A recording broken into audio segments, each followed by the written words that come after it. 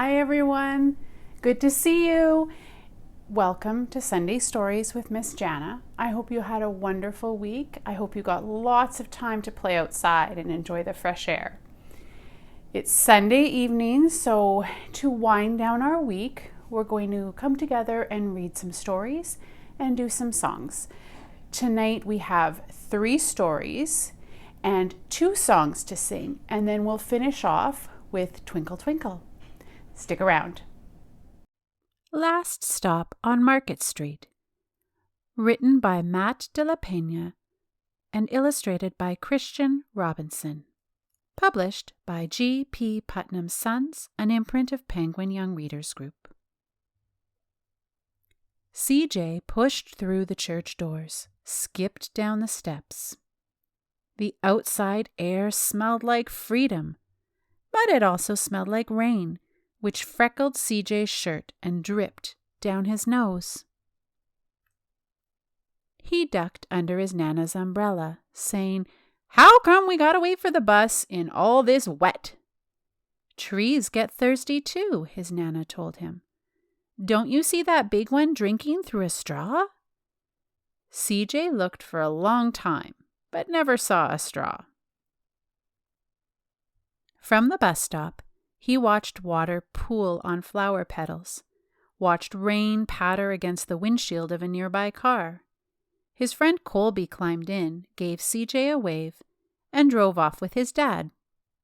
"Nana, how come we don't got a car?" "Boy, what do we need a car for? We got a bus that breathes fire, and old Mr. Dennis who always has a trick for you." The bus creaked to a stop in front of them. It sighed and sagged, and the doors swung open. "What's that I see?" Mr. Dennis asked. He pulled a coin from behind CJ's ear, placed it in his palm. Nana laughed her deep laugh and pushed CJ along. They sat right up front. The man across the way was tuning a guitar. An old woman with curlers had butterflies in a jar. Nana gave everyone a great big smile and a good afternoon. She made sure CJ did the same. The bus lurched forward and stopped, lurched forward and stopped. Nana hummed as she knit. "How come we always got to go here after church?" CJ said. "Miguel and Colby never have to go anywhere." "I feel sorry for those boys," she told him. "They'll never get a chance to meet Bobo or the Sunglass Man. And I hear Trixie got herself a brand new hat." CJ stared out the window, feeling sorry for himself. He watched cars zip by on either side, watched a group of boys hop curbs on bikes. A man climbed aboard with a spotted dog. CJ gave up his seat. "How come that man can't see?" "Boy, what do you know about seeing?" Nana told him. "Some people watch the world with their ears." "That's a fact. Their noses, too," the man said, sniffing at the air. "That's a mighty fine perfume you're wearing today, ma'am." Nana squeezed the man's hand and laughed her deep laugh. 2 older boys got on next. CJ watched as they moved on by and stood in back. "Sure wish I had one of those," he said. Nana set down her knitting. "What for?" "You got the real live thing sitting across from you. Why don't you ask the man if he'll play us a song?" CJ didn't have to. The guitar player was already plucking strings and began to sing. "To feel the magic of music," the blind man whispered, "I like to close my eyes." Nana closed hers too. So did CJ and the spotted dog. And in the darkness, the rhythm lifted CJ out of the bus, out of the busy city. He saw sunset colors swirling over crashing waves, saw a family of hawks slicing through the sky, saw the old woman's butterflies dancing free in the light of the moon. CJ's chest grew full, and he was lost in the sound, and the sound gave him the feeling of magic. The song ended, and CJ opened his eyes. Everyone on the bus clapped, even the boys in the back. Nana glanced at the coin in CJ's palm. CJ dropped it in the man's hat. "Last stop on Market Street," Mr. Dennis called. CJ looked around as he stepped off the bus. Crumbling sidewalks and broken-down doors, graffiti-tagged windows, and boarded-up stores. He reached for his Nana's hand. "How come it's always so dirty over here?" She smiled and pointed to the sky. "Sometimes when you're surrounded by dirt, CJ, you're a better witness for what's beautiful." CJ saw the perfect rainbow arcing over their soup kitchen. He wondered how his Nana always found beautiful where he never even thought to look. He looked all around them again, at the bus rounding the corner out of sight, and the broken street lamps still lit up bright, and the stray cat shadows moving across the wall. When he spotted their familiar faces in the window, he said, "I'm glad we came." He thought his Nana might laugh her deep laugh, but she didn't. She patted him on the head and told him, "Me too, CJ. Now come on." The end.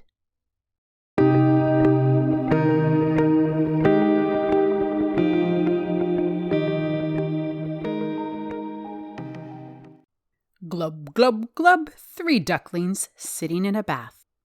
3 little ducklings sitting in a bath.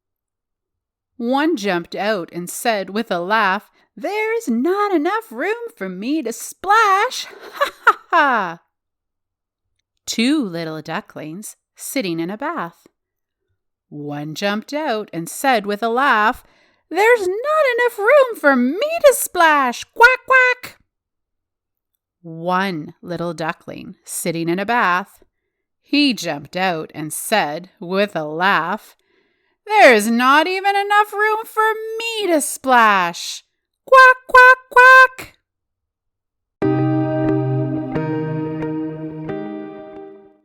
Samson, the piranha who went to dinner. Written and illustrated by Tig Bentley. Published by Baltzer and Bray, an imprint of HarperCollins Publishers. Samson was a rather adventurous fellow.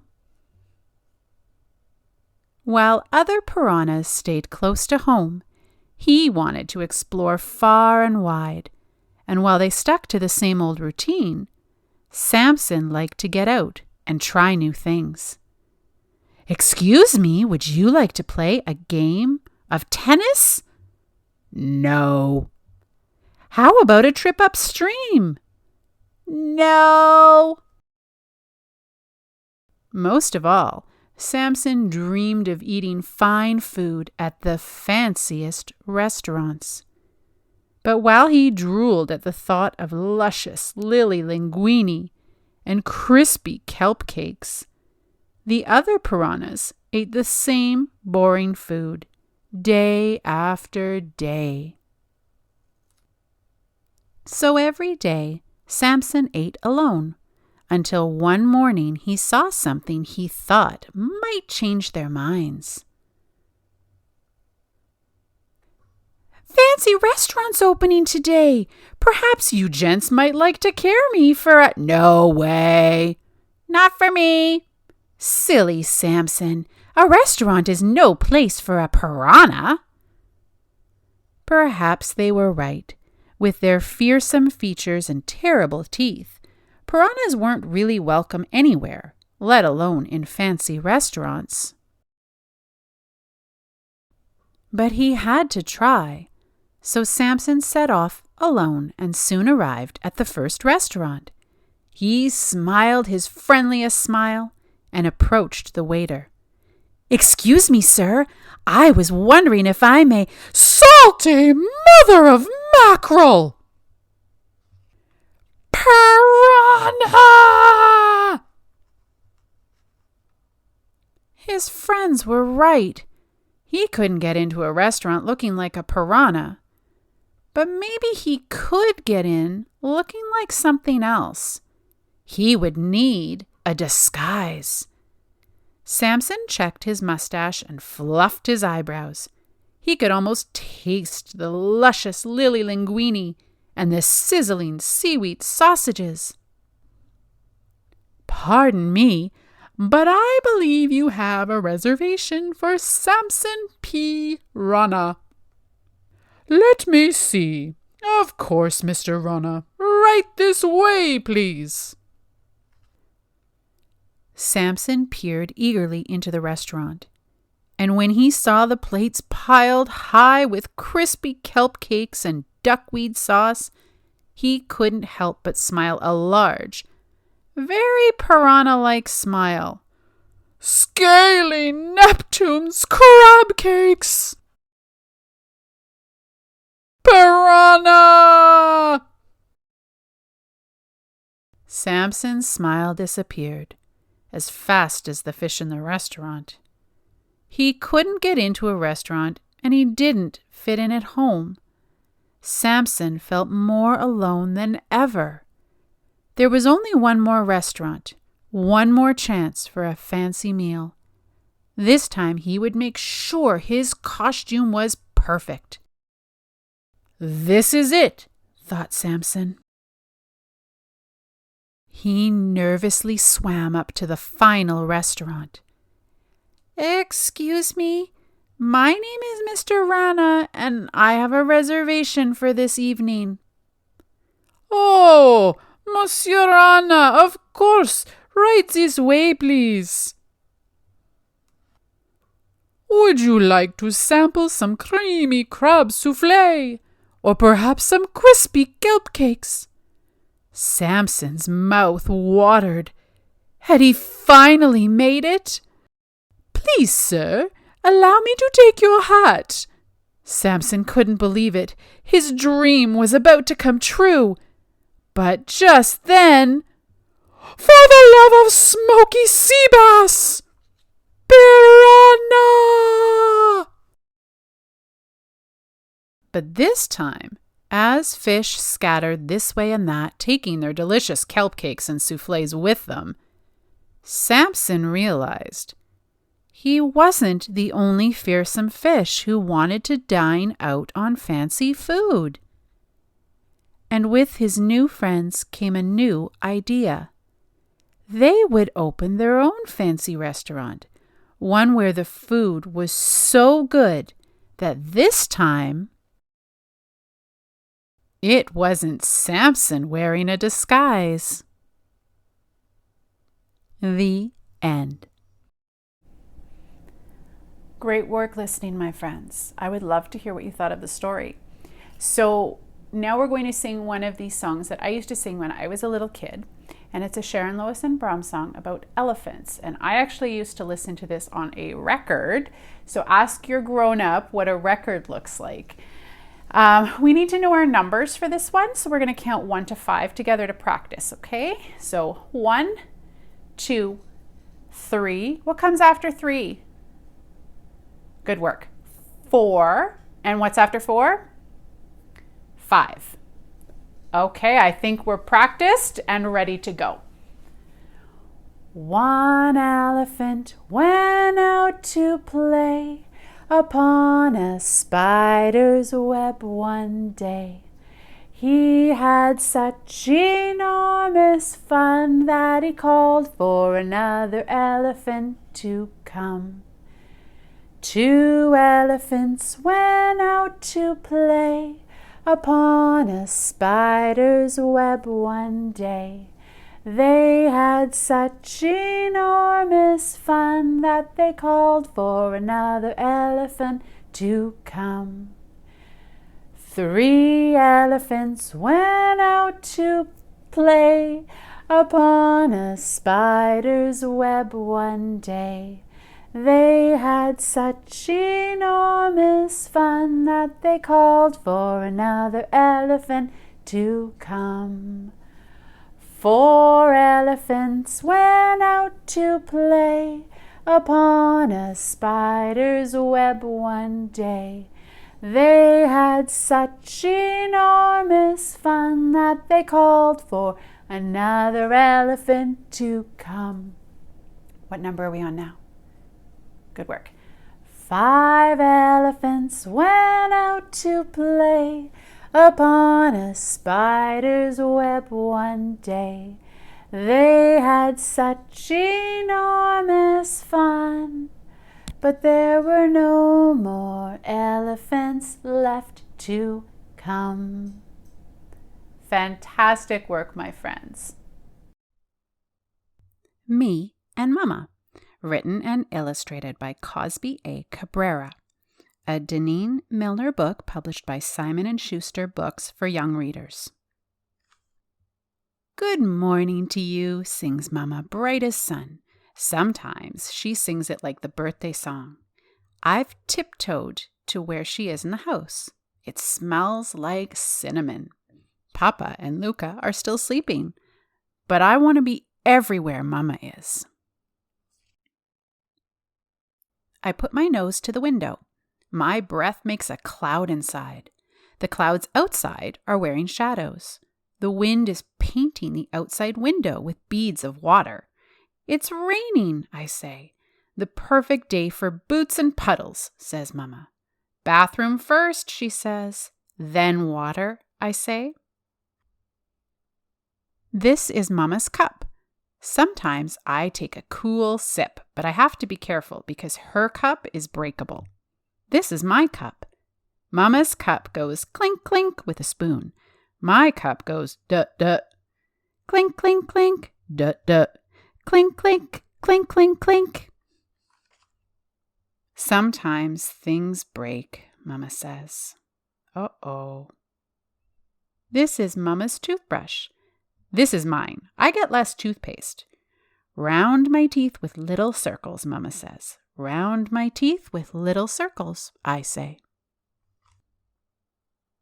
It's shower and dress time. Mama holds up my towel. A shower is warm rain that gets you going. Mama and I both have silver dresses. I wear mine with silver shoes. They're my favorite. Today is not our silver dress day, Mama tells me. I put my silver dress back on the hanger and pick the plaid pants instead. Comb hair, says Mama. She points to my chair. I'm hungry, I say. Mama's thought of this ahead of time. She has warm oatmeal in the pot. This is Mama's bowl. She likes berries. This is my bowl. I like bananas. Comb hair, Mama says again. I don't want the bumblebee beret. I don't like the bumblebee beret, I say. Mama closes her hand. She knows I mean just today. She gives me the blue beret. Comb hair, I say. I point to Mama's chair. Mama smiles. I give Mama the purpley pink beret. It matches her dress. She calls it fuchsia. Out we go, I say. Max is waiting. These are my rain boots, and those are Mama's. Mama's rain boots are bigger than mine, and they're red. I watch for Max's tail before I close the door. Max doesn't wear boots. Can you see Max's tail? Outside, a pecker pecks. The sidewalk is longer than it is wide. I love the grass that grows in the in-between. It's moss, Mama says. It's velvet, I say. A hole is where a branch was. Nests are left behind in the winter. Some things don't let go. But for what? The stores are boxes filled with people. We sing out loud to sky. Sky is taller than the trees. Mama says a song is highs and lows. Splash! The outside clouds are pink with a sleepy sun. The day and our good are done. Mama puts me and Luca to bed. Our day is done earlier than Mama and Papa's. It's just the way when you're growing. Mama reads to us. I read to Mama. I begin each story with, sometimes. Mama laughs. She throws her head back and shines her teeth. I laugh too. You're my best girl, Mama whispers. Luca is already asleep. I slip through the blanket tunnel. She closes by my chin. There's the kiss. I love you, Mama, I yell. She turns off the light. My mouth gets sleepy first. The walls are dark except by the window, where the stars are hanging. I close my eyes and let the day spin me some pictures. There's Max and Luca and Papa and Mama's laugh and tree holes and tall songs and mossy velvet as green as grass and full boxes and a blue barrette and a whole cup and a beaded window and warm indoor rain. Oh, and oh, there'll be me and Mama. The end. Great work, everyone. I'm so proud of all your listening, and I would love to hear what your favorite stories are. You can have your grown-up tell us through Facebook or email or even give us a call. If your grown-up lets you, we have more videos on our YouTube page that you can access and enjoy. So tonight we're going to end off with Twinkle Twinkle. Let's do it together. Ready? We need our twinkle hands. Twinkle, twinkle, little star, how I wonder what you are. Up above the world so high, like a diamond in the sky. Twinkle, twinkle, little star, how I wonder what you are. Great job, my friends. I hope you have a wonderful sleep tonight and a fantastic week ahead. Sweet dreams.